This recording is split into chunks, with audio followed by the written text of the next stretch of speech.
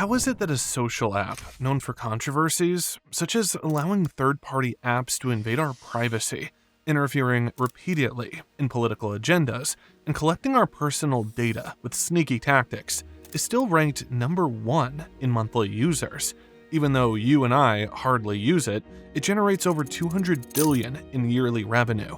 This isn't coincidental. It's carefully planned and executed by Facebook.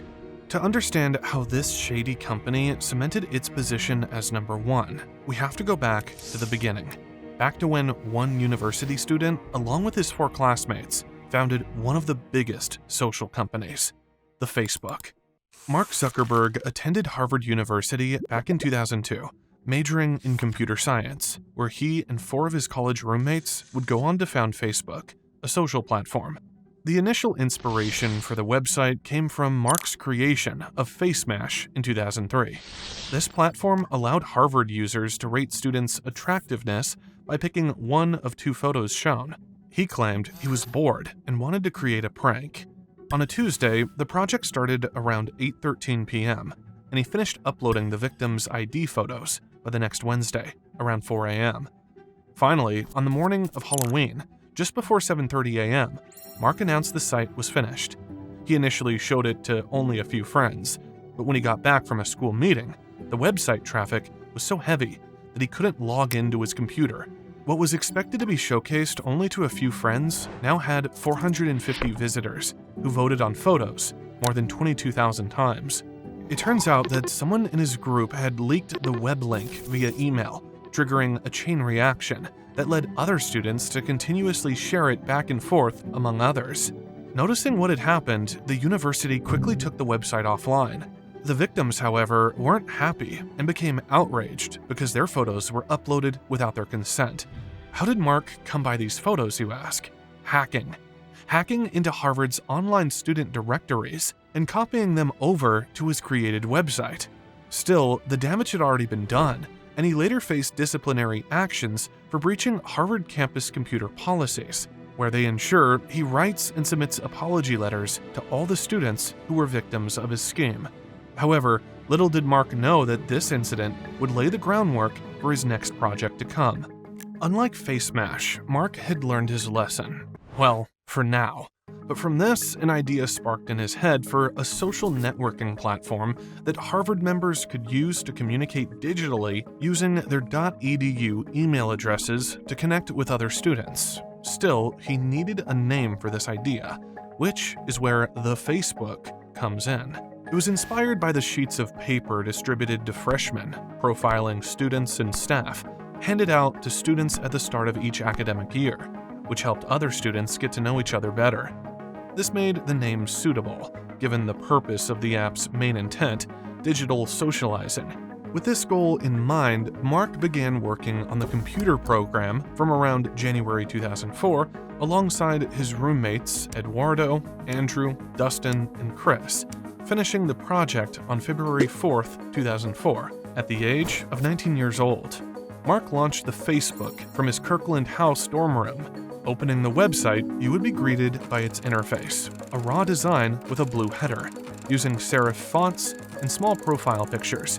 By the way, Mark selected blue because he could see it best, as he had a condition called deuteranopia, also known as red-green color blindness, which made some colors appear vague to him, while blue stood out clearly.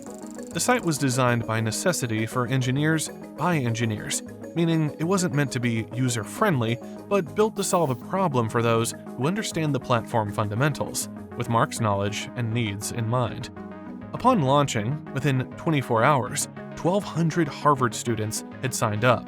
After 1 month, more than half the undergraduate population had a profile. But they weren't expecting by June they'd had acquired more than a couple thousand active users monthly. This was a result of Mark expanding it to other Boston universities and the Ivy Leagues, where almost everyone adapted easily. This accounted for its popularity amongst teens who were becoming tech-savvy, even adults joining the fun. Observing this, Mark and his roommates saw potential in the platform, later dropping out of Harvard during his sophomore year after renting a house to pursue their dream of making Facebook into a company. Dropping out, the team moved to Palo Alto, California, June 2004, in a small leased house, which they converted to their first office. Over the summer, Sean Parker, the first president of Facebook, and also the founder of Napster, approached Reid Hoffman, PayPal's executive at the time, for investment within the company. However, Reid couldn't, since that would cause a conflict of interest due to his role at his company. Therefore, Sean and Mark instead turned to Peter Thiel, PayPal's co-founder. Seeing the Facebook user base, Peter was immediately convinced and offered to invest $500,000 in return for a 10.2% stake in the company, becoming Facebook's first outside investor since August 2004. This capital contributed to Facebook becoming a fully operational business, whereas later, the name thefacebook.com was scrapped in favor of just facebook.com, which cost $200,000 for the domain. In today's money, that would amount to around $339,588.94. Additionally, this helped the company raise additional revenue to relocate its business operations from Palo Alto to Menlo Park in December 2011 to support scaling growth. From here on out, Facebook began growing rapidly, and so along with it, its revenue. This chart is captured from Statista right off the back. The subject presented is Meta, formerly Facebook Inc. Meta was valued at $777 million at the end of 2009. By 2010, they'd surpassed their first billion-dollar mark, hitting $1.9 billion. 2011 to 2020 marked a massive increase in profits, surging more than 4,225%. Oh, I almost forgot. Within this time frame, Facebook added Instagram and WhatsApp to their catalog for around $21 billion. 2021 surely came around clutch for Meta's investors, producing $117 billion. On the other hand, 2022 resulted in the platform's first ever plunge of 1.12%, according to an article by CNBC News. That year, ad spending declined because Facebook faced challenges posed by Apple's new privacy update. As you'll soon find out, Mark has a thing for privacy. Plus, TikTok was consuming the younger generation. Finally, 2023 to 2025 proved to be outstanding, with Facebook finally hitting the $200 billion milestone 4 years after passing the $100 billion mark. That money also came with the cost of Facebook accumulating so much hatred from its users. Even the CEO, Mark, who was named Time Magazine's Person of the Year back in 2010, was now considered evil in everyone's eyes because of privacy issues with Facebook and its users. Meta has been deceiving its users for years now. They don't even bother trying to hide their deceptive intentions anymore. On July 24, 2019, Facebook was fined a whopping $5 billion by the FTC, Federal Trade Commission, for using deceptive disclosures and settings, in violation of a prior 2012 agreement, to put into account that is 20 times larger than any privacy or security fine. This came about after Facebook promised users that their data would be protected. However, it soon came to light that the opposite was happening. Behind closed doors, third-party apps that were installed on users' devices could access their friends' personal data through Facebook's friend feature, even if the opposite party did not have the said application. But that wasn't the worst part. Many users weren't aware of this because earlier in May 2012, after the social platform added the disclosure about sharing your info with third-party apps, Facebook proceeded to remove it in late August 2012, 4 months after the order was finalized, hiding this knowledge from the public. At one point, the FTC alleged that the company secretly enabled facial recognition by default through tag suggestions, while telling users it was off. Could it get any worse though? Well, Facebook made this question seem like a joke because that same friend feature became a security vulnerability they overlooked, which later came back to bite them in the Cambridge Analytica scandal. Cambridge Analytica. Cambridge Analytica. Cambridge Analytica now finds itself part of an undercover investigation by Britain's Channel 4. The clip seems to expose the unorthodox methods it used to carry out successful political campaigns, including Donald Trump's And Cambridge Analytica's board has suspended Chief Executive Officer Alexander Nix effective immediately, while saying it is conducting an independent investigation into Facebook data breach matter, where more than 50 million profiles were affected.